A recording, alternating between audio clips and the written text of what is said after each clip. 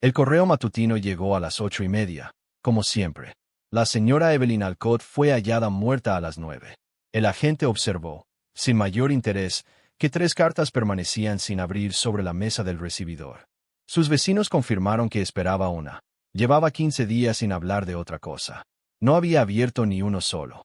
Una mujer que revisa su buzón antes de que hierva el agua para el té no deja 3 cartas sin abrir, a menos que no haya tenido la oportunidad, o a menos que ya supiera lo que hay dentro. Bienvenidos a Marple Mysteries, donde las mañanas inglesas más tranquilas esconden los crímenes más premeditados. Esta noche visitamos el pueblo de Asenford, donde el correo llega puntualmente todos los días, y alguien contaba precisamente con eso. Esto es: la muerte llegó con el correo matutino. Capítulo 1. Las cartas sobre la mesa. El pueblo de Asenford tenía una forma muy particular de comenzar sus mañanas. La panadería de Croft Lanes sacó sus bandejas a las 7. La campana de la iglesia dio las campanadas del cuarto de hora con una ligera vacilación en la tercera, una peculiaridad mecánica tan familiar que los vecinos hacía tiempo que habían dejado de oírla. El cartero, el señor Gerald Fitch, completó su ruta exactamente en el mismo orden que había mantenido durante 11 años, comenzando en la verja de hierro de Whitmore House y terminando, unos 40 minutos después, en la hilera de casitas de piedra a lo largo de Sparrows End. Según todos los testimonios, era un hombre puntual y discreto, y el pueblo lo apreciaba por ello. Fue la señora Doris Peel quien encontró a Evelyn Alcott. Había venido con huevos, como todos los jueves, y entró por la puerta lateral porque la principal siempre estaba rígida con la humedad. La puerta de la cocina estaba sin llave. La tetera estaba fría sobre la estufa. La señora Alcott se encontraba en la sala de estar, sentada en su sillón orejero junto a la ventana que daba al callejón, la misma ventana desde la que había observado durante 30 años las mañanas de Asenford con un discreto interés de dueña. Estaba vestida. Llevaba el pelo recogido. Sus manos descansaban sobre su regazo en una posición que a la señora Peel, en los primeros instantes de confusión, le pareció demasiado serena, como si alguien hubiera pensado en dónde colocarlas. Estaba completamente muerta. El doctor Ensley llegó en menos de una hora y dio su opinión preliminar de que la señora Alcott había fallecido entre las 8 y las 9 de la mañana, muy probablemente por insuficiencia cardíaca. Ofreció esta conclusión con la cautelosa eficiencia de quien prefiere no pronunciarse antes de tener todos los datos. La señora Alcott tenía antecedentes de problemas cardíacos, señaló. Tenía 71 años. Vivía sola desde la muerte de su esposo 8 años antes. Aparentemente, no había nada que requiriera un examen más exhaustivo. El agente estuvo de acuerdo. Tomó nota de la declaración de la señora Peel. Observó que la puerta de la cocina estaba sin llave y registró las 3 cartas sin abrir sobre la mesa del recibidor como una curiosidad menor, el tipo de detalle doméstico que se colaba en los informes y que no tenía ninguna importancia. La señorita Jane Marple, que había llegado a Asenford 3 días antes para alojarse en casa de su vieja amiga Cecily Harding, se enteró de la muerte de Evelyn Alcott antes del mediodía. Se enteró por la reportera de la señora Harding, una joven capaz llamada Ruth, que a su vez lo supo del chico del carnicero, que a su vez lo supo del propio Gerald Fitch, quien al parecer no era tan insignificante como sugería su reputación, pues se había quedado cerca de Whitmore House el tiempo suficiente para ver llegar al agente de policía y formarse una serie de opiniones que compartió libremente durante el resto de su ronda. Dicen que fue por su corazón, comentó Ruth, dejando la bandeja del almuerzo con la seriedad y satisfacción de quien da una noticia importante. Pobrecita. La señora Alcott era una presencia constante. Nunca faltaba una mañana a esa ventana. No, dijo la señorita Marple pensativa. Supongo que no lo hizo. No dijo nada más, y Ruth, que esperaba una respuesta más contundente, se retiró algo decepcionada. La señorita Marple se sirvió el té y contempló el jardín, donde un mirlo investigaba con ahínco el macizo de flores. No era, como algunos suponían por su actitud, una mujer dada a sacar conclusiones precipitadas. Era, más bien, una mujer que se daba cuenta cuando algo no encajaba bien, como una pieza de un rompecabezas que, si se coloca en la posición incorrecta, crea una distorsión casi imperceptible en la imagen que la rodea.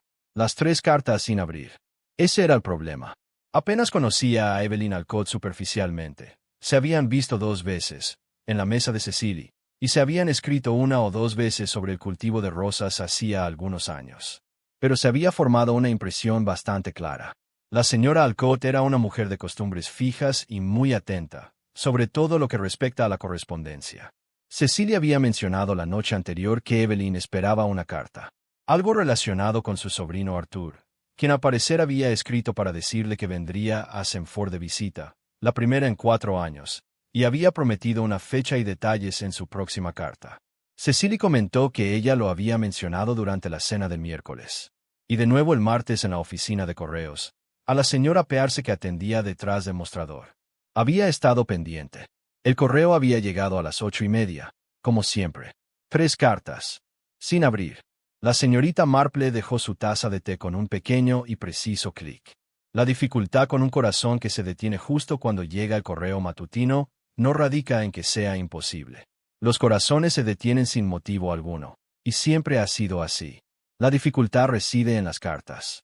Una mujer que ha esperado 15 días por una noticia en particular no deja el correo matutino sin tocar en la mesa del recibidor, a menos que la interrumpan antes de llegar a él. Y si la interrumpieron, entonces alguien o algo había llegado a Whitmore House antes de que Gerald Fitch terminara su reparto, lo que significaba que alguien había estado allí entre las 8 y las 8:30, lo que significaba que la muerte no fue, como la había registrado el agente, una muerte tranquila y solitaria. La señorita Marple se levantó, se arregló el cardigan con 2 pequeños y precisos movimientos y fue a buscar a Cecily. Tenía que hacer una visita esa tarde y pensó que sería prudente presentar sus respetos en Whitmore House antes de que terminara la semana.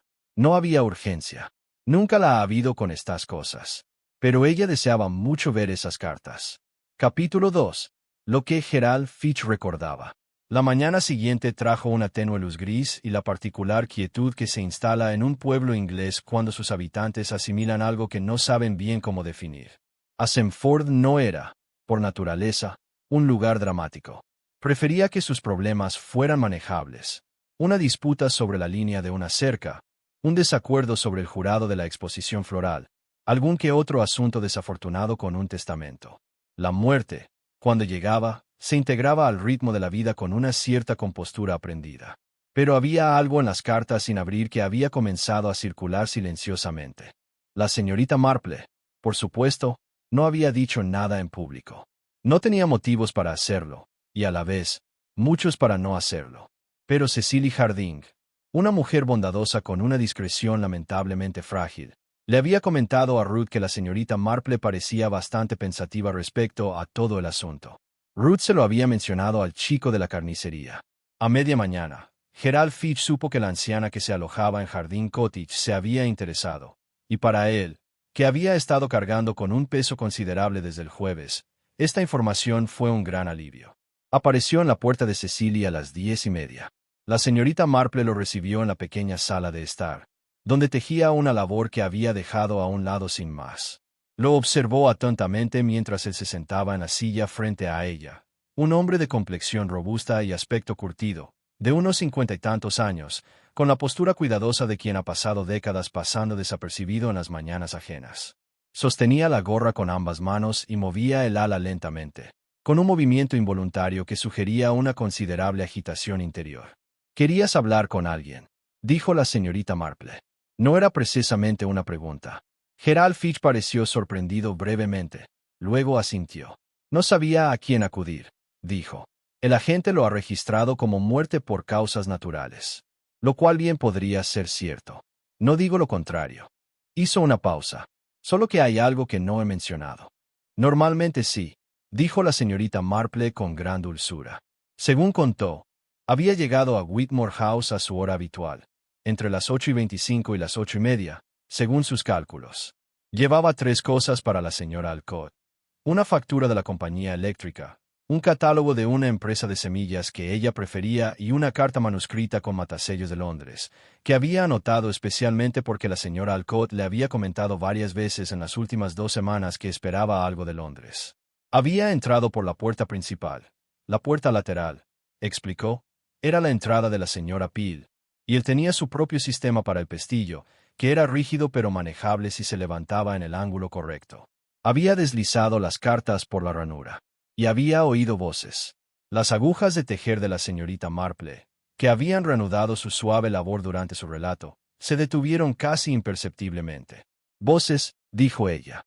Una sola voz. Se corrigió Gerald Fitch con la precisión de quien había repasado ese detalle una y otra vez. Una voz de hombre. Hablaba en voz baja, no susurrando exactamente, pero sí en voz baja, como si no quisiera llevar nada encima. Miró su gorra. No entendía las palabras. No lo intentaba, en ese momento. Simplemente deposité las cartas y seguí adelante. ¿Hubo respuesta? Una segunda voz. Dudó un momento. Pensé que tal vez. Pero no podía estar seguro. La situación en Whitmore House es muy complicada. La señorita Marple lo pensó. ¿Viste a alguien? En el camino, cerca de la puerta, entrando o saliendo. Eso es precisamente, dijo Gerald Fitch. Levantó la vista y en su expresión se percibía algo más que incomodidad. Cuando regresé por el sendero, había subido a echar las cartas y volví. Pasaron 15 o 20 segundos como mucho. Vi una figura al final del callejón. Estaba doblando la esquina hacia la calle Medlar. Solo la vi de espaldas. ¿Hombre o mujer? Creo que es un hombre. Abrigo oscuro. Se mueve rápido, pero no corre. Es ese tipo de andar rápido que intenta disimular que corre. Hizo una pausa. Me parece haber visto ese andar antes. Pero no logro recordarlo. Me tiene intrigado. La señorita Marple dejó su labor de punto sobre su regazo. Afuera, el mirlo había regresado al macizo de flores. Lo observó por un instante sin darse cuenta. Señor Fitch, dijo ella, la carta con el matasellos de Londres. Usted dijo que estaba escrita a mano. Sí. ¿Podría decir algo más sobre la letra? ¿Era la letra de una persona joven o de una persona mayor? ¿Era cuidadosa o apresurada? Lo pensó con evidente seriedad. Cuidado, dijo por fin. Escriba la dirección en mayúsculas, no impresa, sino con letra clara. Un tipo de letra que no se pueda confundir con la de nadie más. Francio L. Seno. O que no se pueda reconocer como propia. Después de que Gerald Fitch se marchara, la señorita Marple permaneció sentada un buen rato sin moverse. 3 cartas sobre una mesa. La voz de un hombre dentro de la casa. Una figura que se aleja rápidamente. Y una carta escrita con una letra que pretendía ser anónima, enviada a una mujer que nunca tuvo la oportunidad de abrirla. El sobrino, Arthur, había escrito para decir que vendría. Había prometido dar más detalles en una segunda carta. La segunda carta llegó el jueves por la mañana. Arthur Alcott llevaba 4 años sin ser visto en Asenforth. La señorita Marple cogió su labor de punto, la volteó una vez entre sus manos y la guardó en su bolso. Necesitaba saber bastante más sobre Arthur Alcott antes de que terminara el día. Y se encontró preguntándose, con ese interés silencioso y metódico que otros a veces confundían con mera curiosidad, ¿por qué un hombre que escribe para anunciar su llegada decide disimular su letra al hacerlo? A menos, claro está, que la carta no la hubiera escrito Arthur. Capítulo 3. El sobrino que nunca llegó. Cecily Harding lo sabía todo sobre todos en Asenforth, como solo las mujeres de cierta edad y temperamento saben las cosas, no por una indagación deliberada, sino por la acumulación gradual de detalles absorbidos durante décadas de convivencia. Sabía que matrimonios eran cómodos y cuáles, simplemente formales. Sabía quién había pedido dinero prestado y no lo había devuelto, y que lo había devuelto con una frialdad que hacía que el prestamista deseara no haberlo pedido. Conocía la historia de Evelyn Alcott con la minuciosidad propia de las amistades duraderas, y la compartió con la señorita Marple durante el almuerzo sin apenas necesidad de que ella la incitara. Arthur Alcott era hijo del hermano de Evelyn. El hermano, Malcolm, había fallecido hacía unos 15 años. Según todos los testimonios, era un hombre difícil, aficionado a los planes que nunca llegaban a ser rentables y con un carácter que sus vecinos recordaban mucho después de que sus otras cualidades se hubieran desvanecido. Arthur había heredado algo de la inquietud de su padre, aunque, al parecer, sin su mal genio. Durante sus 20 años, había estado cambiando de trabajo constantemente, primero en el sector de los seguros, luego en el inmobiliario y después pasó un tiempo en el extranjero al que Evelyn solo se había referido vagamente y que Cecily nunca había podido aclarar del todo. Había visitado Asenforth 3 veces en los 8 años transcurridos desde la muerte de su tío Edward. La última visita, hacía 4 años, no había terminado bien. ¿Cómo es eso?, dijo la señorita Marple, aceptando una segunda rebanada de pan con tranquila eficiencia. Cecily ordenó sus pensamientos. Hubo una discusión sobre la casa, Whitmore House. Edward le dejó todo a Evelyn. ¿Entiendes? Lo cual era perfectamente correcto. Llevaban 31 años casados. Pero Arthur se marchó a la mañana siguiente sin despedirse, y Evelyn no lo mencionó durante casi un año. Y sin embargo, ella había estado esperando su carta, dijo la señorita Marple. Con mucha ilusión, dijiste. Con algo, asintió Cecily, con el tono cauteloso de quien rectifica una declaración anterior. Dije anticipación porque lo mencionaba con frecuencia. Pero ahora que lo pienso, parecía ansiosa, más que complacida. No dejaba de decir que necesitaba saber qué pretendía. Esas fueron sus palabras. ¿Qué pretendía? La señorita Marple archivó esto sin hacer comentarios.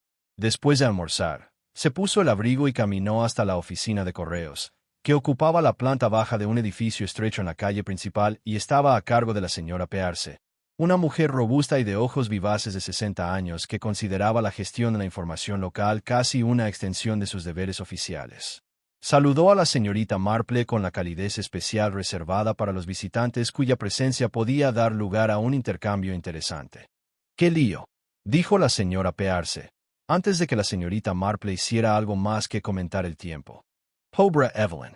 Dicen que es del corazón, aunque debo decir que no estoy del todo convencida. El martes parecía estar perfectamente. Vino a comprar un sello, solo uno, y preguntó si le habían enviado algo esa mañana. Lo cual era raro, porque Gerald siempre entrega directamente, así que ya se habría enterado si le hubiera llegado algo. A menos que, dijo la señorita Marple con suavidad, estuviera preguntando por algo que pudiera estar en el mostrador. La señora Pearce parpadeó. Bueno, ahora que lo menciona. Preguntó específicamente si había llegado algo que requiriera firma. Le dije que no. Pareció aliviada, tal vez. O tal vez decepcionada. Era difícil decirlo. Mencionó a su sobrino en algún momento. Algo cambió en la expresión de la señora Pearce. Una breve negociación interna entre la discreción y un impulso más fuerte que competía con ella. Mencionó que Arthur planeaba venir. Dijo que esperaba tener todo resuelto antes de su llegada. La señora Pearce bajó la voz al tono que reservaba para información importante. Usó la palabra resuelto. Que quería que todo estuviera resuelto. Supuse que se refería a la casa.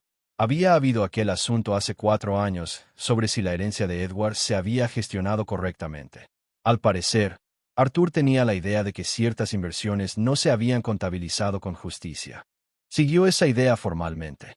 Creo que había cartas dirigidas a un abogado. No se llegó a ninguna conclusión. Pero Evelyn guardó la correspondencia. Lo sé porque una vez mencionó que guardaba todo lo relacionado con Arthur en una carpeta aparte, en el escritorio del salón. La señora Pearce hizo una pausa significativa. La que tiene herrajes de latón, dijo. Era muy meticulosa con eso. La señorita Marple le dio las gracias y regresó caminando por el pueblo al ritmo pausado de una mujer que disfruta del aire otoñal. Un escritorio con herrajes de latón, en la sala de estar de Whitmore House.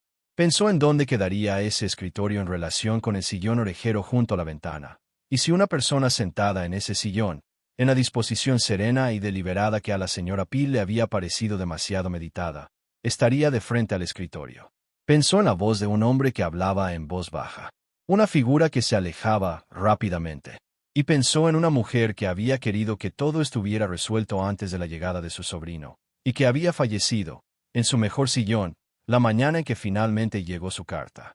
La pregunta no era solo quién había estado en esa casa entre las 8 y las 8:30. La cuestión era qué habían estado buscando. Y sí, en el escritorio con los herrajes de latón, lo habían encontrado. Whitmore House había pasado, presumiblemente, a manos de Arthur Alcott. Todavía no se había presentado en Asenford para reclamarlo. Aquello, según la señorita Marple, era una peculiaridad que merecía ser examinada con detenimiento. Capítulo 4. El escritorio con accesorios de latón. Whitmore House permanecía cerrada desde el jueves. El agente no había visto motivo para actuar de otra manera.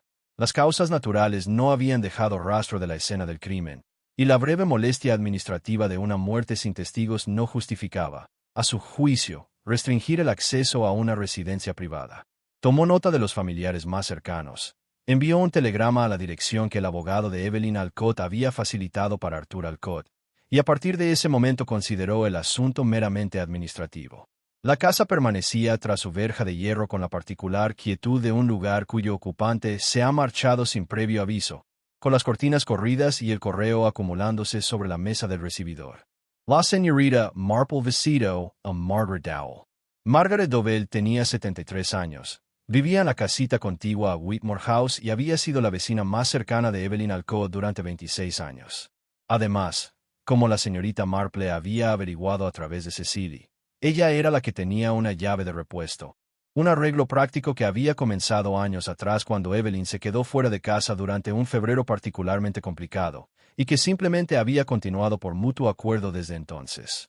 Era una mujer menuda y reservada, de oído agudo y con la sobriedad y economía de movimientos propias de quien vive solo durante mucho tiempo. Recibió a la señorita Marple sin aparente sorpresa, como si hubiera estado esperando a alguien y simplemente no supiera quién sería. El agente no preguntó por la llave, dijo ella, antes de que la señorita Marple sacara el tema. No, dijo la señorita Marple. Supongo que no lo hizo. Lo dejo colgado en el gancho junto a la puerta trasera. Cualquiera que conozca bien esta casa sabría cómo lo hago. Miró fijamente a la señorita Marple. He estado pensando en eso. Se sentaron en la cocina de Margaret Dovell, que olía a cera para madera y lavanda seca, y la señorita Marple dejó que el silencio se instalara cómodamente antes de preguntar si la señora Dovell había notado algo el jueves por la mañana. Una visita, una voz, algún movimiento cerca de Whitmore House antes de que la señora Peel llegara con los huevos. La señora Dovell juntó las manos sobre la mesa. Estuve en el jardín desde las 8 aproximadamente, en el extremo opuesto, junto al muro, podando la clemátide. Desde allí no habría visto la fachada de la casa. Hizo una pausa con la precisión de quien conoce a la perfección los límites de su conocimiento. Pero oí la puerta. La puerta de hierro de la entrada. Tiene un sonido particular, un doble clic cuando se abre bien. La oí sobre las 8:20. Antes del correo. Antes de Gerald. Sí. Gerald llega a las 3:30. Siempre. Esto fue antes. ¿Oíste que se cerró otra vez? Ese es el problema, dijo la señora Dovell en voz baja. La oí abrirse. No la oí cerrarse. Supuse que simplemente la habían abierto sin pestillo. La gente suele hacerlo con las verjas de hierro. Pero desde entonces he estado pensando, y creo que la dejaron abierta a propósito. Alguien que quisiera irse rápido no se detendría a cerrar bien una verja. La señorita Marple asintió lentamente. Señora Dovell, ¿estaría dispuesta a acompañarme a Whitmore House? Con su llave. No tengo ninguna autoridad oficial, por supuesto, y no le pediría que hiciera nada que le resultara incómodo. Pero hay algo que me gustaría mucho ver, y creo que es mejor verlo antes de que Arthur Alcott llegue para tomar posesión. Margaret Dovell se levantó sin pensarlo 2 veces y cogió la llave del gancho que había junto a la puerta trasera. La casa Whitmore tenía esa frialdad y la incertidumbre propias de una vida interrumpida. Sobre la mesa del recibidor había ahora 4 cartas. Las 3 del jueves y una más entregada el viernes por la mañana sin que se supiera el motivo. El salón era exactamente como la señora Peel lo había descrito. El sillón orejero junto a la ventana, la rejilla fría, el tenue aroma a agua de lavanda que Evelyn Alcott solía frecuentar. El escritorio con herrajes de latón estaba apoyado contra la pared opuesta a la ventana. Era una pieza hermosa, de estilo victoriano, bien conservada, con los tiradores de latón pulidos hasta brillar como si se le hubiera dado un mantenimiento regular. La señorita Marple la examinó sin tocarla durante un largo rato. Luego, bajó la mirada al suelo, justo delante de ella. Había una leve marca en el suelo, un raspón, de unos 10 centímetros de largo, del tipo que deja la suela de un zapato al deslizarse. Reciente, pensó. La cera de las tablas circundantes tenía el aspecto opaco y asentado de meses sin ser tocada. Esta marca, en cambio, tenía el ligero brillo de una alteración reciente. Alguien se había parado junto a este escritorio y lo había abierto de golpe. Examinó el interior con atención. Los compartimentos contenían los objetos habituales de la correspondencia de una mujer meticulosa. Sellos, una pequeña agenda, un fajo de recibos sujetos con una goma elástica. Pero el compartimento central, que contaba con un pequeño cajón interior, revelaba algo que a la señorita Marple le pareció mucho más interesante que su contenido. El cajón estaba cerrado, pero no del todo ajustado. Una fracción de pulgada, lo suficiente como para sugerir que lo habían vuelto a colocar apresuradamente, sin comprobar el ajuste. La abrió protegiéndose los dedos con el pañuelo. Dentro había 3 objetos. Una carta doblada con fecha de 6 semanas antes, una pequeña fotografía y una tarjeta de un abogado con una dirección de Londres. Leyó la carta con atención, 2 veces. No era de Arthur. Estaba dirigida a Evelyn por el señor Clement Bray, de Bray and Associates, Holborn, informándole de que ciertas investigaciones que había solicitado habían concluido, que las conclusiones eran de carácter grave y que le recomendaba encarecidamente que buscara asesoramiento legal independiente antes de tomar cualquier otra medida con respecto a las transferencias de la herencia de Alcott entre 1987 y 1991. La señorita Marple dejó la carta y cogió la fotografía. Mostraba a 2 hombres fuera de un edificio que no reconocía, uno de mediana edad y otro más joven. Le dio la vuelta. En el reverso, con la letra cuidadosa de Evelyn, A. y R. Fenwick. Marzo. Sin año. Sin más información. Volvió a colocar todo exactamente como lo había encontrado, incluyendo el cajón que había quedado entreabierto. Luego se quedó junto a la ventana, mirando hacia el callejón, hacia la verja de hierro que había abajo, y reflexionó sobre lo que significaba que alguien hubiera entrado en esa habitación con prisa, hubiera registrado ese escritorio, y sin embargo, hubiera dejado la carta. O no habían encontrado lo que buscaban. O bien habían encontrado algo mucho más útil que una carta y se lo habían llevado consigo. La cuestión fundamental, pensó, aún no era quién. Era que había en ese cajón antes del jueves por la mañana, y que ya no estaba allí. Capítulo 5. El hombre de Holborn. Esa misma noche, la señorita Marple escribió 2 cartas.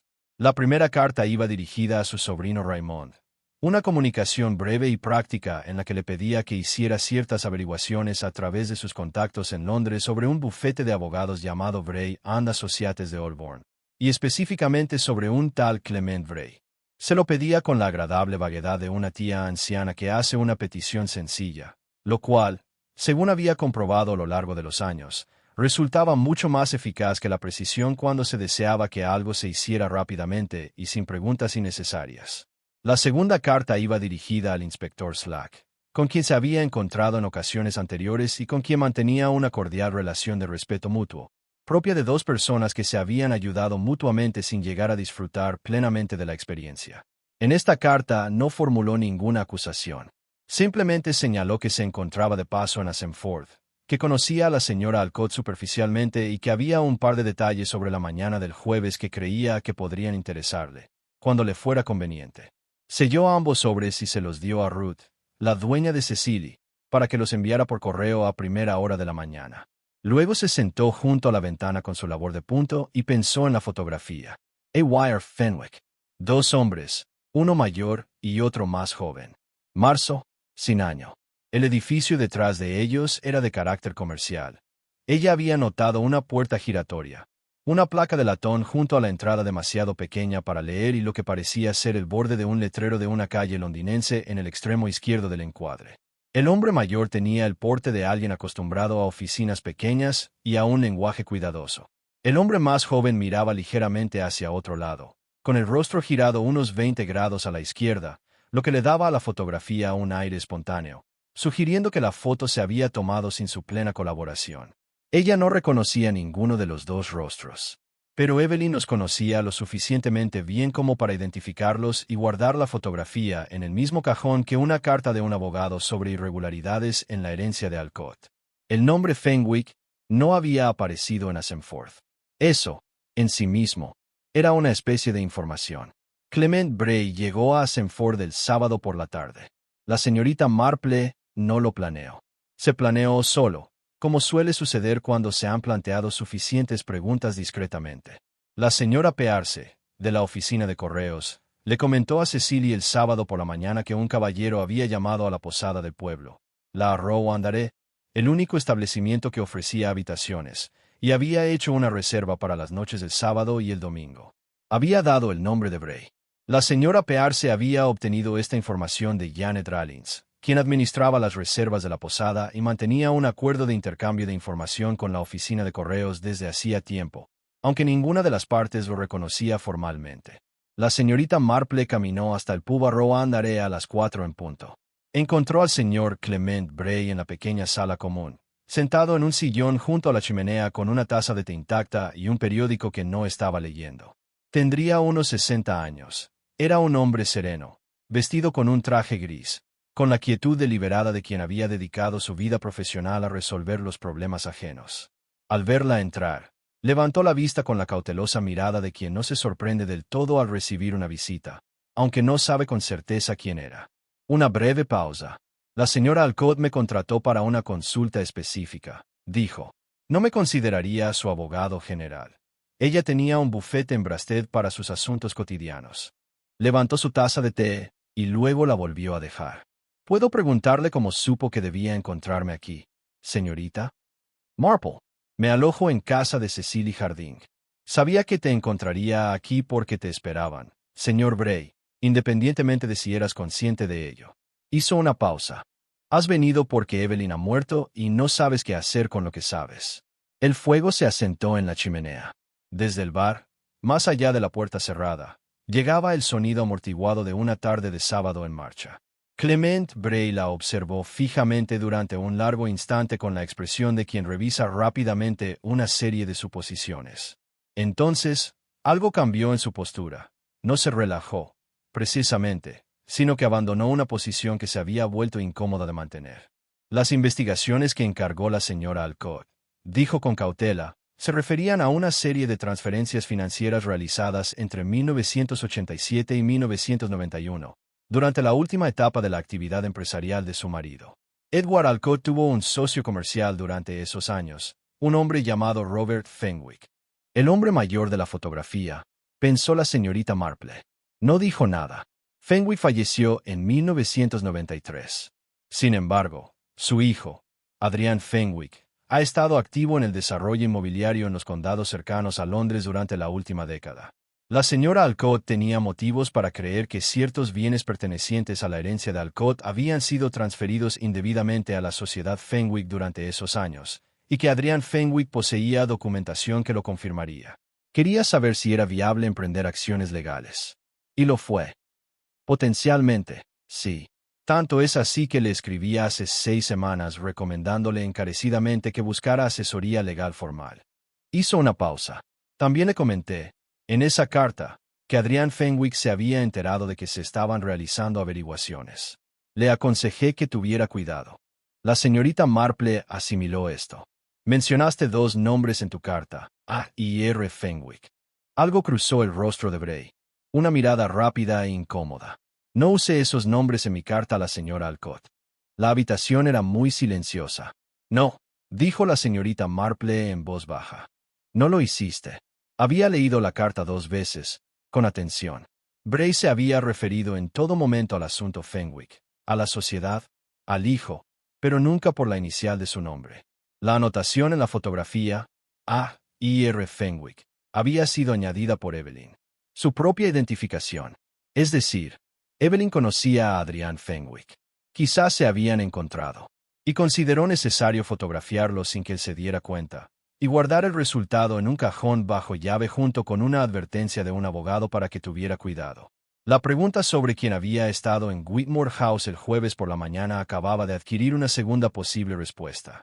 El señor Bray la observaba con una expresión que ella reconoció, la particular agudeza de una persona inteligente que acaba de comprender que se encuentra en una conversación considerablemente más avanzada de lo que había previsto. Señor Bray, dijo la señorita Marple amablemente. Creo que será mejor que me lo cuente todo. Capítulo 6. Lo que ocultaba la sociedad. Clement Bray no era, por naturaleza, un hombre indiscreto. Había dedicado 40 años a la gestión minuciosa de los asuntos privados ajenos, desarrollando durante ese tiempo un instinto profesional para saber con precisión cuánto revelar y a quién, con una exactitud milimétrica. No se alteraba fácilmente. Había conversado con viudas afligidas y herederos furiosos, y ocasionalmente con personas cuyo dolor e ira eran puramente teatrales, y había aprendido a distinguirlos con bastante exactitud. Sin embargo, nunca antes se había sentado frente a la señorita Marple.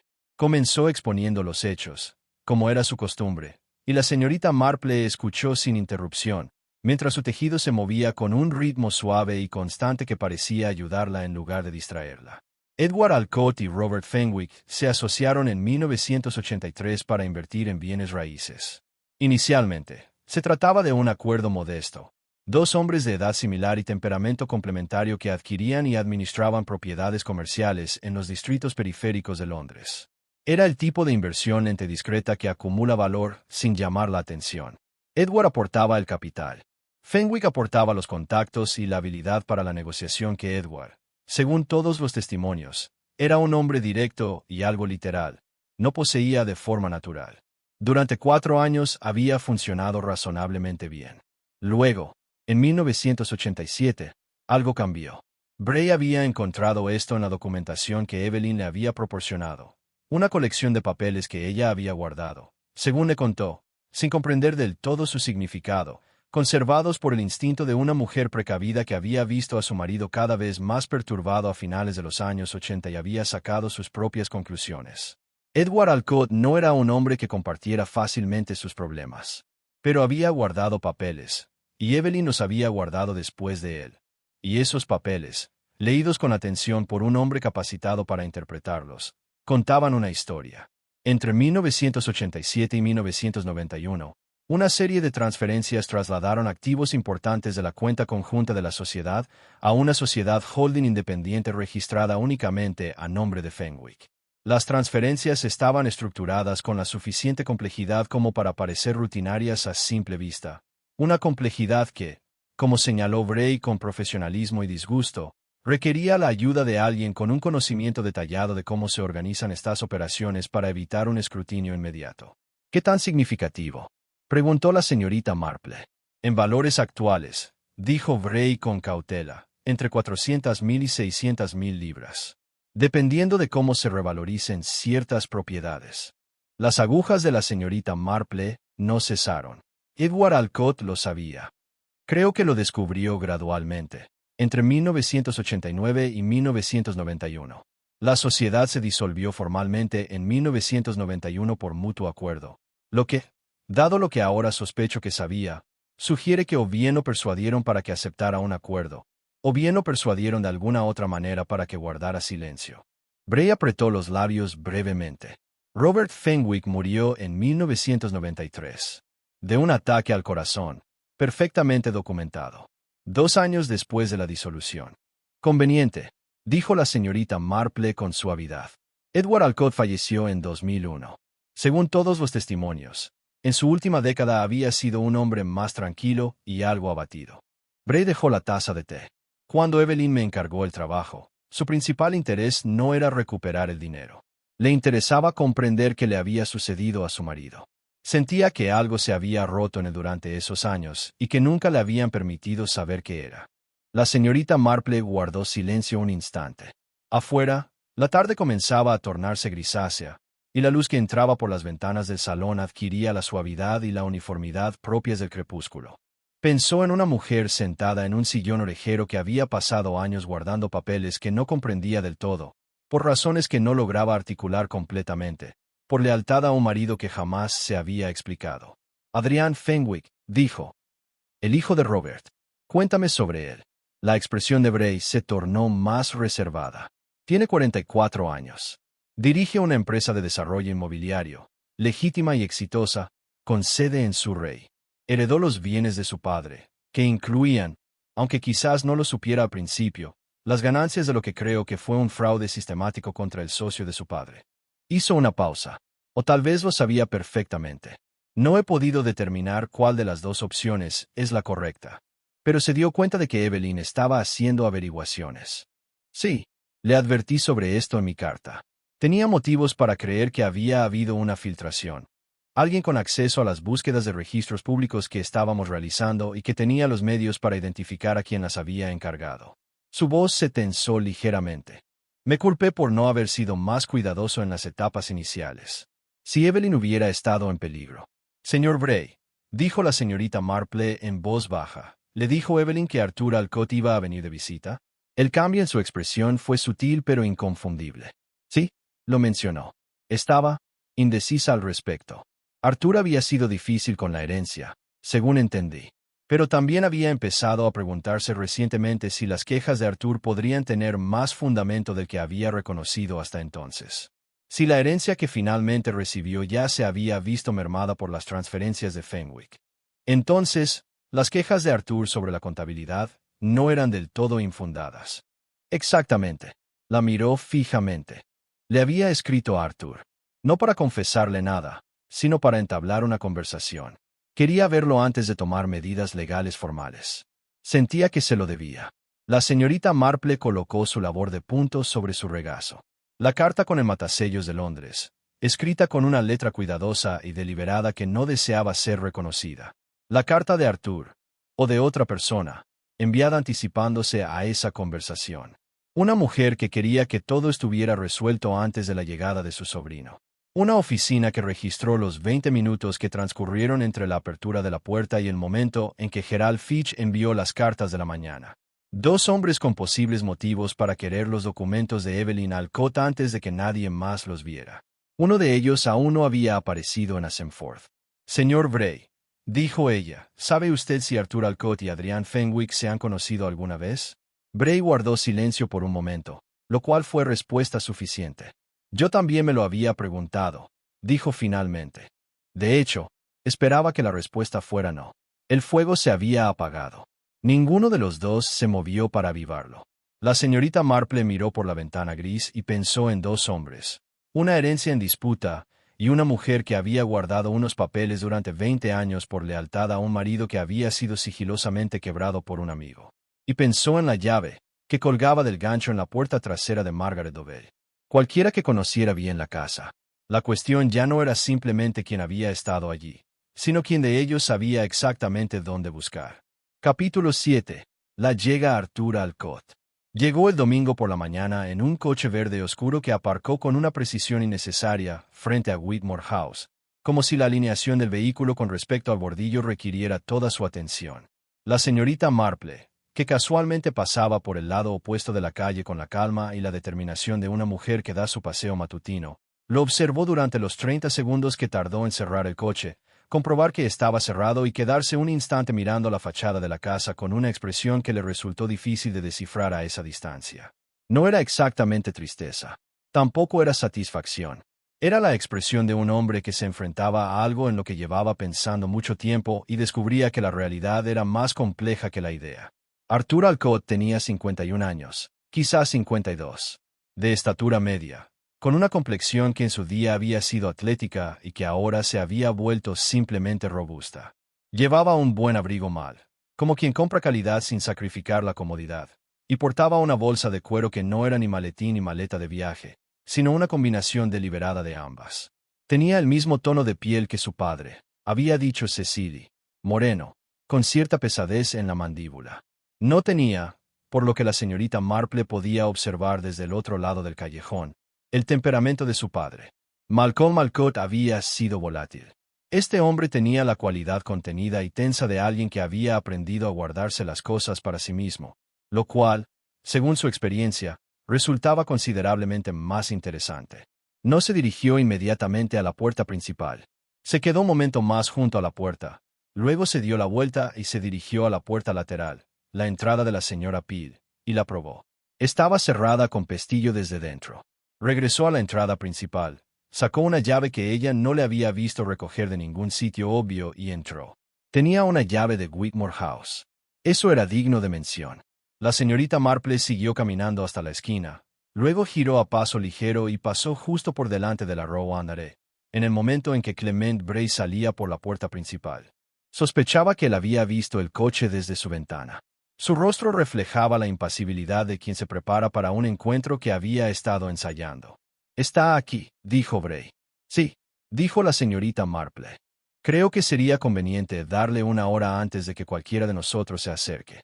Querrá evaluar la casa primero». Bray la miró con la misma atención ligeramente nerviosa que ella había notado en la tarde anterior.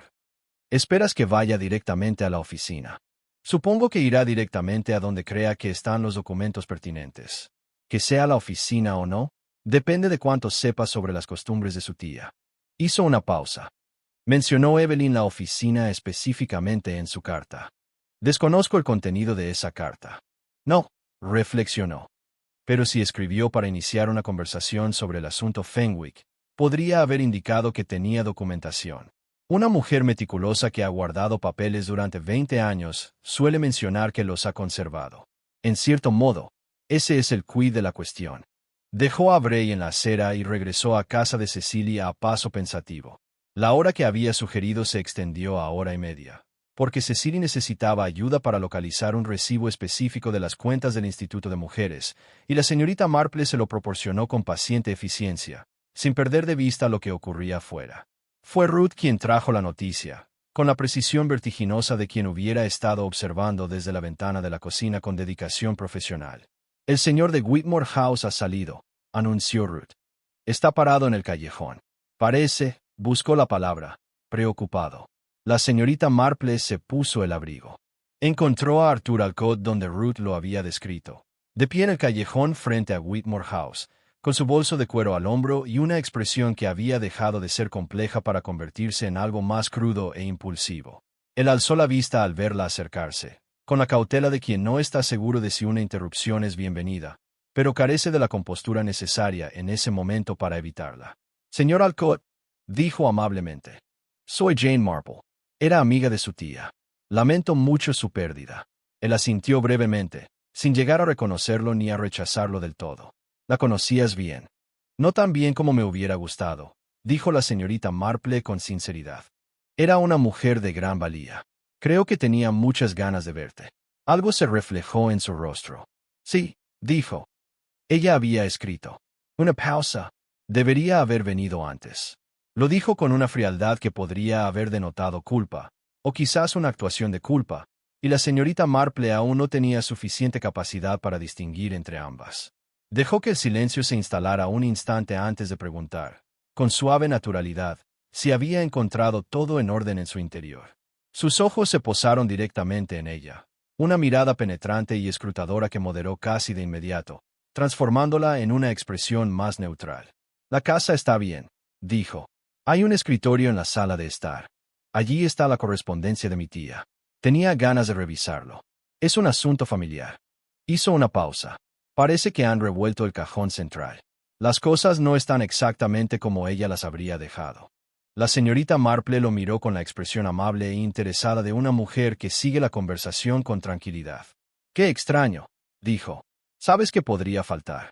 La pausa antes de su respuesta no fue larga, pero sí lo suficientemente larga. «No estoy seguro», dijo Arthur Alcott. «Todavía no estoy seguro de que había allí en un principio». «Fue», reflexionó la señorita Marple, una respuesta sorprendentemente cuidadosa para un hombre que acababa de llegar al pueblo. Un hombre que se encontrara con una alteración inesperada en el tocador de una mujer muerta podría, con razón, expresar sorpresa, preocupación o incluso indignación. No había expresado ninguna de esas emociones. Había manifestado incertidumbre sobre el inventario, lo cual sugería que tenía una idea bastante clara de lo que debería haber estado allí, y que ahora estaba calculando qué significaba su ausencia. El camino a su alrededor estaba tranquilo. Detrás del muro, un petirrojo entonaba su tenue y persistente canto otoñal. «Señor Alcott», dijo la señorita Marple amablemente, «me pregunto si alguna vez se ha encontrado con un hombre llamado Adrian Fenwick». El petirrojo continuó. El rostro de Arthur Alcott no cambió, lo cual, en sí mismo, era un tipo de cambio muy particular. «No», dijo. «No creo haberlo hecho». Capítulo 8.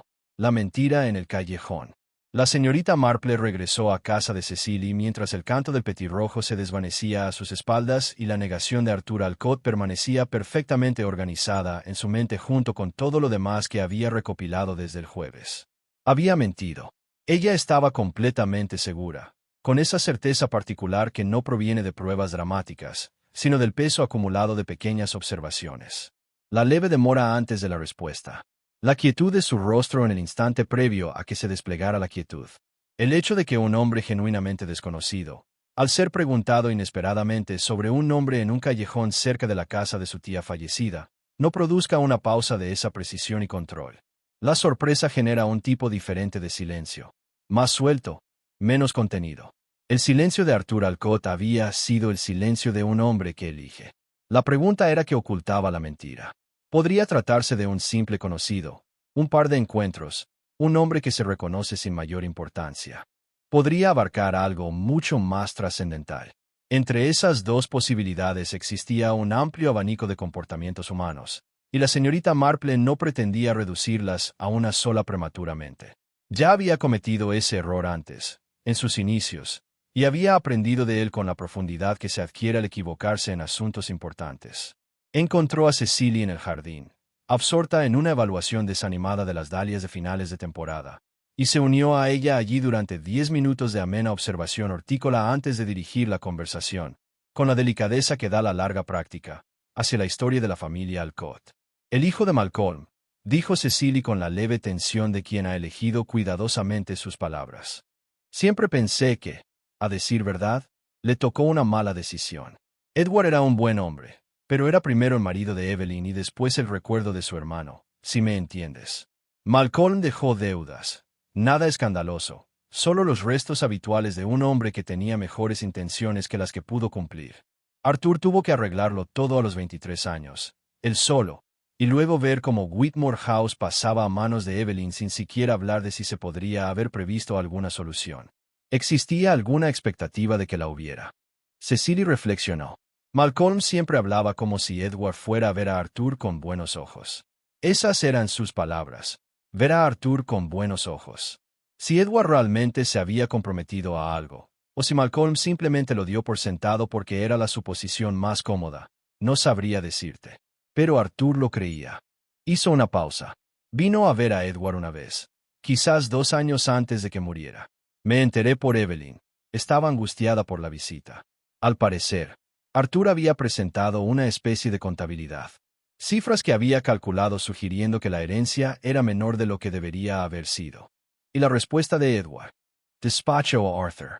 Después le contó a Evelyn que el chico estaba confundido sobre cómo se había disuelto la sociedad, que las cifras no cuadraban. Tiró distraídamente de un tallo de dalia marchita. Evelyn le creyó. Siempre le creía. Pero noté que Edward estuvo muy callado las semanas posteriores a aquella visita. Más callado de lo normal, incluso para él. La señorita Marple regresó a su habitación después del almuerzo y se sentó con su cuaderno, un objeto pequeño y sencillo que usaba para el tipo de pensamiento que se beneficiaba de la disciplina de la palabra escrita, y escribió lo que sabía, lo que sospechaba y lo que aún no podía explicar. Arthur Alcott llegó a Asenford con una llave de Whitmore House y conociendo de inmediato el cajón central del escritorio. Había mentido sobre conocer a Adrian Fenwick.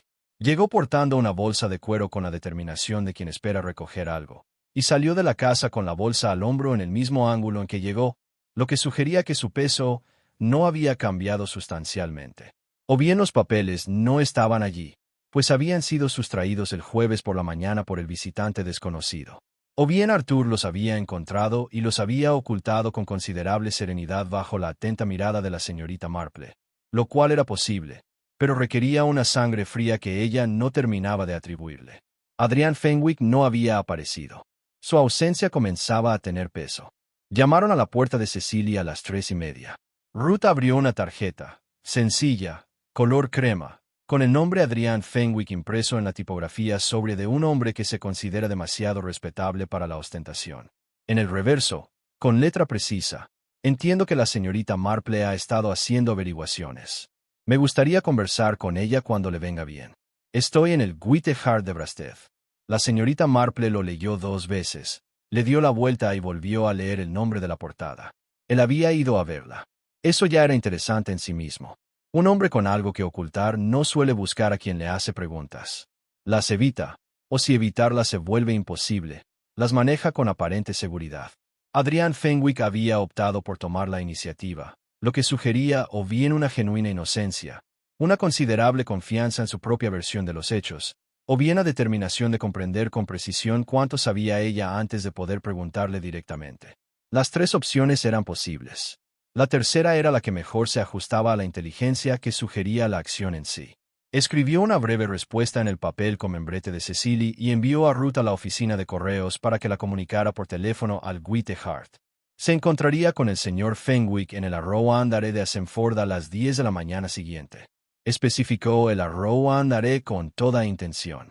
Quería que Fenwick estuviera en el pueblo, no ella misma en un terreno neutral elegido por él. Y quería, si Arthur Alcott presenciaba el encuentro desde las inmediaciones de Whitmore House, observar su reacción. 2 hombres, ambos residentes en las cercanías de Asenford, ambos relacionados con una herencia en disputa, ambos vinculados a la muerte de una mujer que había estado reuniendo discretamente una demanda contra una de sus familias. Y en algún punto intermedio, un conjunto de documentos que podrían existir o no. Antes de cerrar su cuaderno, añadió una última anotación. Gerald Fitch oyó la voz de un hombre dentro de Whitmore House a las 8:20 de la mañana del jueves. Arthur Alcott, según su propio relato al agente de policía en respuesta al telegrama, había estado en Londres hasta la mañana del viernes. Para contar esa historia se necesitaba un billete de tren, o un testigo, o ambas cosas. Ella aún no le había pedido ninguna de las dos cosas. Descubrió, con cierto interés, que estaba deseando hacerlo. Capítulo 9. El hombre de Surrey. Adrian Fenwick llegó a la Rowand, 5 minutos antes de las 10. La señorita Marple observó la puntualidad con discreta admiración. Era la puntualidad de un hombre que se había propuesto causar una buena impresión y comprendía que llegar temprano denotaba ansiedad, mientras que llegar tarde denotaba desinterés. 5 minutos antes de la hora era el término medio prudente de alguien que había reflexionado sobre la reunión con antelación y pretendía dirigirla según sus propios términos, o lo más cerca posible de ellos, dentro de las posibilidades que las circunstancias permitieran. Era más joven de lo que ella había esperado según la descripción de Bray. No en edad, pues Bray había dicho que tenía 44 años, sino en presencia. Tenía la apariencia pulida y cuidada de un hombre que frecuenta ambientes donde la imagen es una herramienta profesional. Traje oscuro, bien entallado. Un rostro sereno pero no rígido, abierto pero no cálido. No llevaba nada, ni bolso, ni carpeta, ni ningún objeto de ningún tipo, una decisión deliberada. Había venido a conversar, según indicaba la ausencia de objetos, no a realizar ninguna transacción. Le estrechó la mano con una franqueza que rozaba la firmeza deliberada que la gente emplea cuando quiere parecer desprevenida. Señorita Marple, dijo. Gracias por aceptar reunirse conmigo. Fue muy amable de su parte escribirme, respondió, y se acomodó en su silla con la tranquilidad propia de una mujer completamente a gusto con la situación. A esa hora, el salón estaba tranquilo.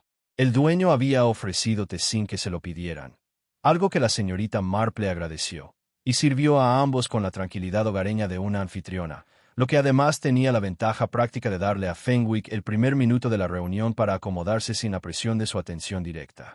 Comenzó, tal como ella había previsto, con sus condolencias.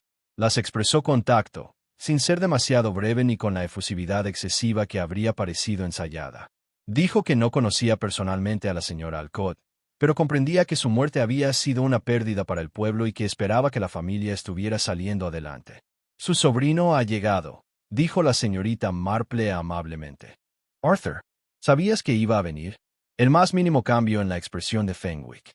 Ni un ápice de nerviosismo, nada que se pudiera interpretar. Una leve reevaluación, como si una frase que había preparado se hubiera vuelto sutilmente menos pertinente. No estaba al tanto de sus planes. No, dijo. Llegó ayer por la mañana, continuó la señorita Marple con el mismo tono amable. En ciertos aspectos se parece mucho a su padre, aunque sin su temperamento. Diría que es más comedido.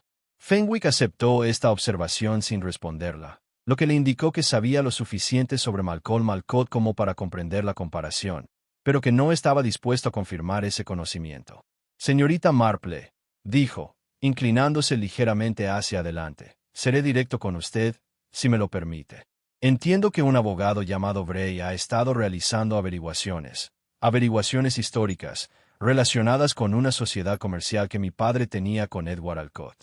También entiendo que la señora Alcott encargó dichas averiguaciones. Hizo una pausa. No estoy aquí para obstaculizar nada. Quiero dejarlo muy claro. Si hubo irregularidades en la forma en que mi padre gestionó esa sociedad, querría saberlo. He dedicado los últimos 3 años a construir un negocio legítimo y no tengo ningún interés en que sus cimientos se vean socavados por preguntas sobre la conducta de mi padre hace 30 años. Esa es una postura muy razonable, dijo. Puedo preguntar cómo se enteró de que se estaban realizando averiguaciones.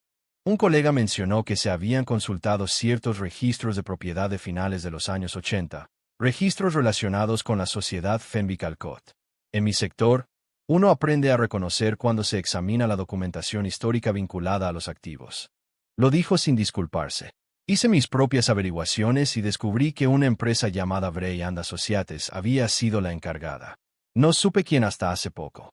¿Y cuándo descubriste que era Evelyn Alcott? Le escribí, dijo. Hace 3 semanas. Me presenté y le sugerí que una conversación podría ser más productiva que un proceso legal. No recibí respuesta. La señorita Marple dejó su taza de té con un pequeño y deliberado movimiento. Lo escribiste.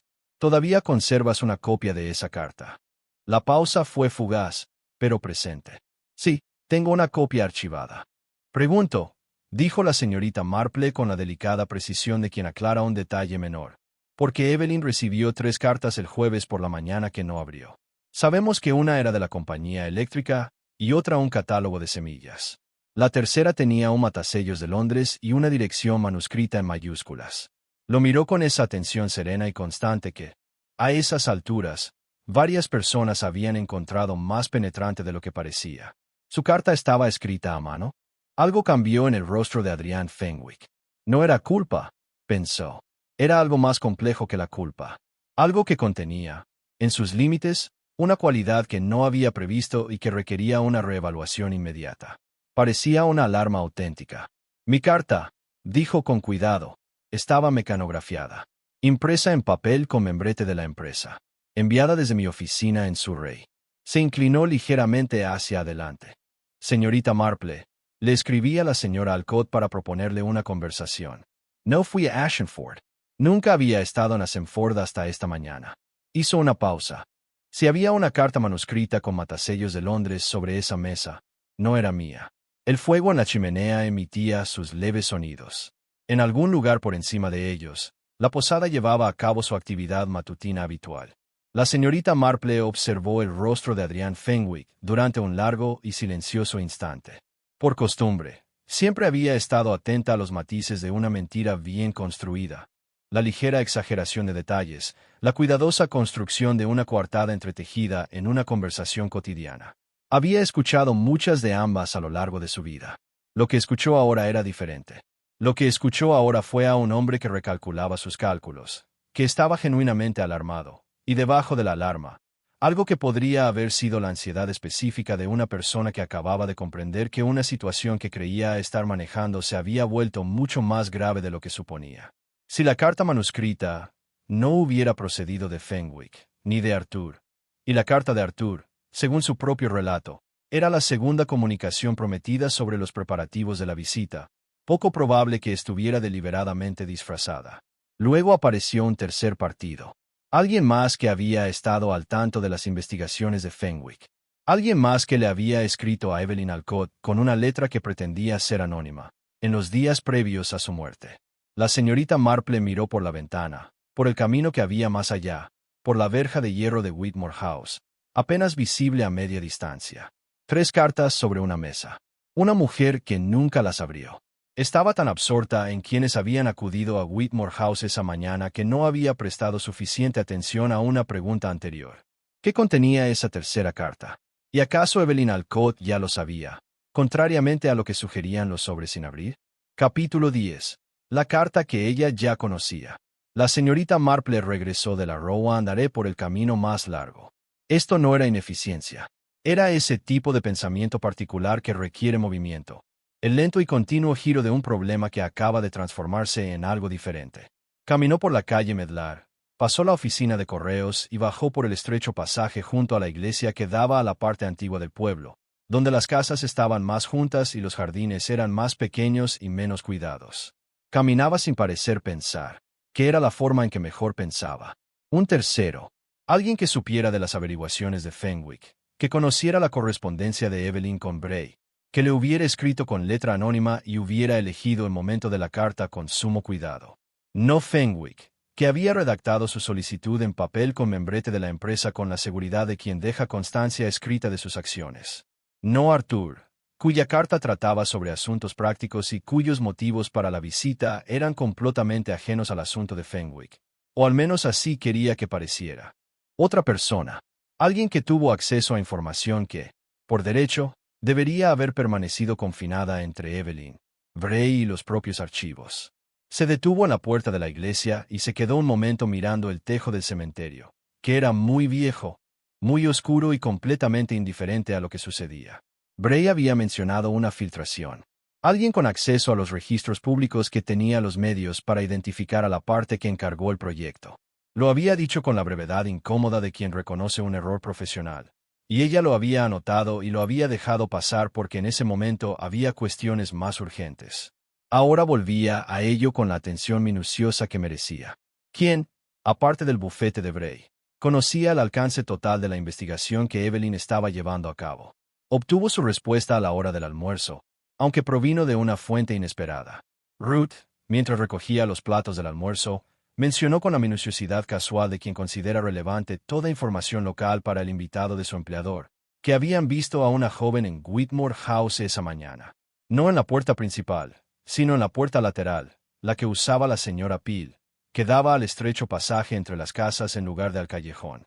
La joven se quedó allí parada unos 5 minutos, mirando la casa, y luego se marchó hacia la calle principal.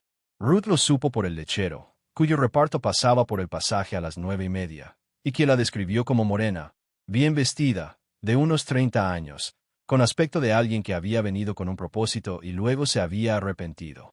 La señorita Marple le pidió a Ruth que le diera las gracias al lechero por su capacidad de observación, y fue a buscar a Cecily. Una mujer joven, repitió Cecily, con el leve brillo propio de alguien cuyo interés se había despertado de verdad. Morena, bien vestida. Podría ser cualquiera. Hizo una pausa. Aunque, podría ser la chica Prentice. Helen Prentice. Tendrá unos 28 o 30 años. Morena, muy arreglada. Trabaja en el sector inmobiliario. Ha estado en el pueblo 2 o 3 veces este otoño. Suppuse que estaba mirando casas. Propiedad, dijo la señorita Marple. ¿Sabes de qué empresa se trata? Cecily no lo sabía, pero la señora Pearce de la oficina de correo sí, y la señorita Marple llegó allí en 20 minutos. La señora Pearce, consultada con la franqueza que ahorraba mucho tiempo en estas interacciones, confirmó que Ellen Prentice había sido vista en Asenford en 3 ocasiones distintas desde septiembre, y que había mencionado, en el contexto de una conversación sobre los servicios del pueblo que surgió de forma natural en el mostrador, que trabajaba para una empresa de desarrollo inmobiliario con sede en Surrey, el mismo condado donde se encuentra el negocio de Adrian Fenwick. La señorita Marple dio las gracias a la señora Pearce y se dirigió a la Rue Andare, donde encontró a Clement Bray en la sala de estar de los residentes con la expresión de un hombre que ha estado sentado con un pensamiento incómodo durante varias horas y se siente aliviado de tener compañía. Le habló de Ellen Prentice sin preámbulos. Observó cómo el color desaparecía de su rostro con la lentitud y precisión de algo que lo consume. Ellen Prentice, dijo, era una de las abogadas asociadas más jóvenes de Fenimore and Drake, el bufete que contraté para la búsqueda de registros. Dejó el vaso con sumo cuidado. Se fue en agosto. Supuse que era algo rutinario. La gente cambia de bufete. Miró a la señorita Marple con la expresión de un hombre que se enfrenta a su propio error profesional. Ella fue quien gestionó las solicitudes iniciales de registros. Así que ella sabía lo que Evelyn estaba buscando. Ella lo sabía todo, dijo Bray en voz baja. El alcance de la búsqueda, las fechas, los registros de la sociedad, los nombres. Hizo una pausa. En cierto modo, ella ya sabía de la conexión con Fenwick antes que yo. Ella estaba recopilando la documentación inicial. Y dejó la empresa en agosto, dijo la señorita Marple. Y ahora, al parecer, trabaja para una empresa inmobiliaria en Surrey o está relacionada con ella. Dejó que la insinuación se asentara. ¿La conoció alguna vez en persona? Una vez. Una joven capaz, precisa, muy serena. La miró. Pensé que simplemente era buena en su trabajo. Es muy posible, dijo la señorita Marple. La cuestión es en qué tipo de trabajo destaca actualmente. Regresó a casa de Cecilia a las 3 y se sentó con su cuaderno durante un buen rato. Ellen Prentice estaba al tanto de la investigación. Se llevó consigo ese conocimiento cuando dejó Fenimore and Drake. Ahora trabajaba para una inmobiliaria de Surrey y llevaba 3 meses en Asenford, observando discretamente Whitmore House y a su ocupante, familiarizándose con la vida del pueblo. Aquella mañana se había quedado junto a la puerta lateral y había pensado que era mejor no acercarse. O tal vez ya se había acercado antes, en circunstancias diferentes, y la visita de esta mañana había sido algo completamente distinto. Una evaluación, quizás. o la particular quietud de quien regresa a un lugar donde algo ya se ha hecho. La señorita Marple pensó en la carta manuscrita. La dirección escrita en mayúsculas, cuidadosa, deliberada, diseñada para que no se pudiera rastrear. Fenwick había dicho de su propia carta que era mecanografiada. La carta de Arthur, según él, era una comunicación práctica sobre una visita. La tercera carta la había escrito alguien que no deseaba ser identificado y que había planeado su llegada con sumo cuidado. Alguien que conocía los hábitos de Evelyn, su investigación, su correspondencia con Bray. Alguien que había estado observando el pueblo desde septiembre. Escribió el nombre de Ellen Prentice en su cuaderno y se sentó a mirarlo. Ahora creía que la carta no contenía ninguna amenaza. Una mujer que recibe una carta amenazante no se queda sentada tranquilamente en su sillón, vestida con sus mejores galas. Cierra las puertas con llave, llama por teléfono o la quema. No la deja sin abrir sobre la mesa del recibidor junto a la factura de la luz y el catálogo de semillas. Evelyn Alcott no había abierto esa carta porque ya sabía lo que contenía. Lo que significaba que la carta no contenía información nueva. Era una confirmación, o una respuesta a algo que la propia Evelyn había puesto en marcha. Había contactado con alguien, pensó la señorita Marple. Alguien que no era Bray. Alguien a quien no le había mencionado a Cecily, ni a la señora Pearce, ni a nadie del pueblo. Y esa persona le había respondido. La mañana en que murió. Capítulo 11. Lo que la mañana sabía. La señorita Marple no durmió especialmente bien la noche del lunes. Esto no era inusual cuando un problema había llegado a la etapa de casi resolverse sin llegar a completarse del todo. Era la inquietud particular de una mente que ha reunido la mayor parte de una imagen y está dando vueltas alrededor de las piezas restantes, sabiendo que existen y con la frustración de no saber aún con precisión dónde encajan.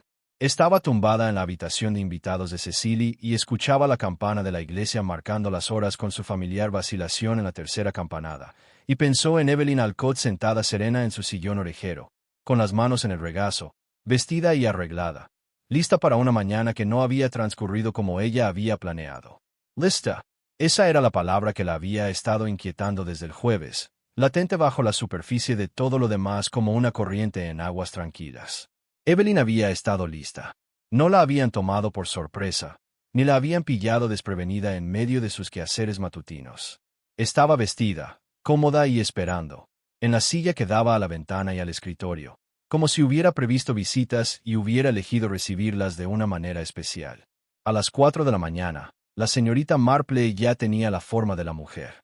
A las 7, ella había confirmado 3 cosas por teléfono. Raymond había sido puntual en sus averiguaciones en Londres, y Bray había sido útil de una manera que claramente le causó cierta incomodidad profesional, pero que brindó con la meticulosidad concienzuda de quien salda una deuda. La tercera confirmación provino del inspector Slack, quien había llegado a Asenford a última hora de la noche anterior sin anunciarse y había pasado la noche del lunes en el Arrow Andare, algo que la señorita Marple había previsto y acordado con una breve llamada telefónica el domingo por la tarde. Se encontró con Slack en el Arrow Andare a las 8:30.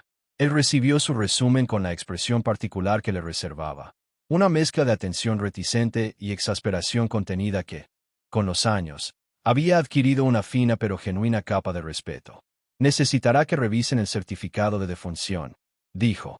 Una segunda opinión sobre los hallazgos cardíacos. Creo que descubrirá que la insuficiencia cardíaca de Evelyn Alcott fue tratada con ayuda. No de forma drástica. Nada que llame la atención. Algo que aceleró una condición que ya era vulnerable. Las notas de su médico mostrarán el historial.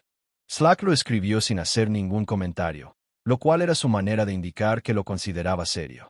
La voz que Gerald Fitch oyó no era la de Arthur Alcott. Continuó la señorita Marple. Arthur estaba en Londres. Su billete de tren y 2 testigos distintos en un desayuno lo confirman. La voz pertenecía a Adrian Fenwick, quien me dijo que nunca había estado en Asenford, lo cual fue la segunda mentira importante que me contaron sobre este asunto, aunque considerablemente más peligrosa que la primera. Has dicho una segunda mentira, dijo Slack. ¿Cuál fue la primera? Arthur Alcott me dijo que nunca había conocido a Adrian Fenwick. Sí que lo había hecho. Se reunieron 2 veces en septiembre, en Londres. Raymond descubrió la conexión a través de un contacto comercial en común. Sin embargo, no trabajaban juntos como yo sospechaba inicialmente.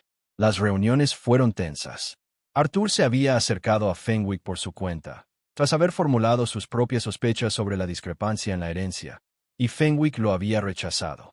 Arthur fue a Asenford a ver a su tía porque creía que ella había reunido pruebas que respaldarían una demanda, y quería tener acceso a esas pruebas antes que nadie. No sabía nada de Bray. No sabía nada de Ellen Prentice. ¿Y quién es Ellen Prentice? La señorita Marple explicó con la precisión y concisión de quien ha preparado la explicación con esmero. La expresión de Slack se ensombreció a medida que ella continuaba. Ellen Prentice no había sido reclutada por Adrian Fenwick.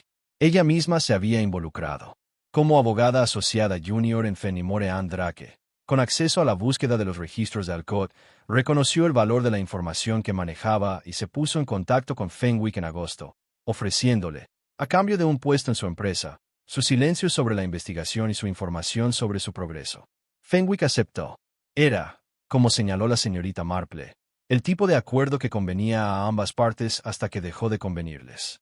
Lo que Fenwick no había previsto era que Evelyn Alcott, una mujer tranquila y prudente de 71 años, había sido considerablemente más activa de lo que sugerían sus circunstancias. Le había escrito a alguien, dijo la señorita Marple. Ni a Bray, ni a Arthur, ni a nadie del pueblo. Le había escrito directamente a un contacto del registro de la propiedad, un funcionario jubilado al que conocía por los negocios de Edward, un hombre llamado Patterson que había trabajado con los registros de sociedades a finales de los años 80 y que, según se supo después, tenía una inquietud latente sobre lo que había tramitado durante esos años. Patterson le respondió. Su carta confirmaba lo que Bray solo sospechaba, que las transferencias habían requerido una gestión interna, que alguien dentro del proceso del registro las había posibilitado. Slack levantó la vista de sus notas. La carta de Patterson, dijo la señorita Marple en voz baja, era lo que Fenwick vino a buscar a Whitmore House el jueves por la mañana. No la correspondencia de Bray. De eso ya sabía por Prentice y la consideraba manejable. La carta de Patterson era el elemento cuya existencia desconocía hasta que Prentice interceptó una llamada telefónica entre Evelyn y Bray en la que Evelyn mencionaba, con la precisión y satisfacción de una mujer que finalmente ha reunido todas las pruebas, que contaba con corroboración independiente desde dentro del propio proceso. ¿Cómo entró Fenwick? La llave del gancho de Margaret Dovell. Él ya había estado en el pueblo antes, discretamente, brevemente, en octubre, cuando Prentice le identificó a Senford y él realizó su propia evaluación. Seguramente se fijó entonces en la disposición de la llave. Es el tipo de detalle que un hombre atento observa. Slack cerró su cuaderno. ¿Y la señora Alcott? La señorita Marple miró por la ventana un instante. Evelyn sabía que venía. Creo que lo había deducido. Tal vez no Fenwick por su nombre, pero sí alguien relacionado con los intereses de Fenwick. Había recibido la carta anónima de Prentice 2 días antes, advirtiéndole indirectamente que su investigación se había visto comprometida, y Evelyn, siendo como era, había sacado sus conclusiones y se había preparado. Hizo una pausa. Se vistió con cuidado. Se sentó en la silla que le permitía vigilar tanto la puerta como el escritorio. Había movido la carta de Patterson. No estaba en el escritorio cuando Fenwick lo registró. Creo que la llevaba consigo. Entonces, ¿dónde está ahora? Con el inspector Linley en la comisaría de Brasted, dijo la señorita Marple. Evelyn envió una copia a su abogado en Brasted el miércoles por la tarde, el día antes de morir. Correo certificado.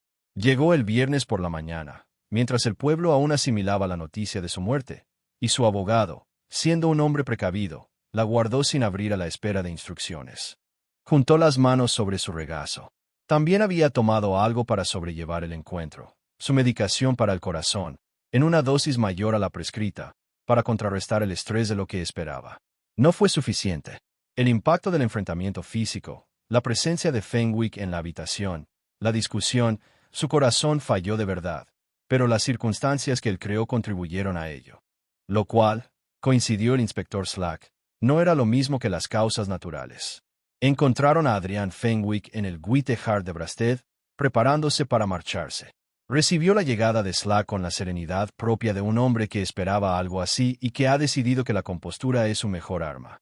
No presentó la carta de Patterson, porque no la había encontrado. Negó todo con la negación fluida y experimentada de un hombre que tiene abogados contratados y sabe cómo utilizarlos. En última instancia, no le sirvió de nada. La carta de Patterson fue suficiente. Ellen Prentice, al enfrentarse a la explicación completa de su situación, Calculó que una revelación parcial le convenía mucho más que la solidaridad con un hombre que ya había empezado a construir una versión de los hechos en la que ella era la principal responsable. Tras el arresto, Arthur Alcott permaneció 3 días en Whitmore House, revisando minuciosamente los papeles de su tía con la dedicación de quien lleva mucho tiempo esperando y se propone ser metódico al respecto. El jueves, exactamente una semana después de la muerte de Evelyn, fue a ver a la señorita Marple. Sentado en el pequeño salón de Cecily con las manos sobre las rodillas, le dijo que le debía a su tía una disculpa sincera que ya no podía ofrecerle. La señorita Marple afirmó que, según su experiencia, las mejores disculpas a los muertos se ofrecían a través de los vivos, y que tramitar el asunto adecuadamente a través de los cauces legales pertinentes constituiría un comienzo razonable.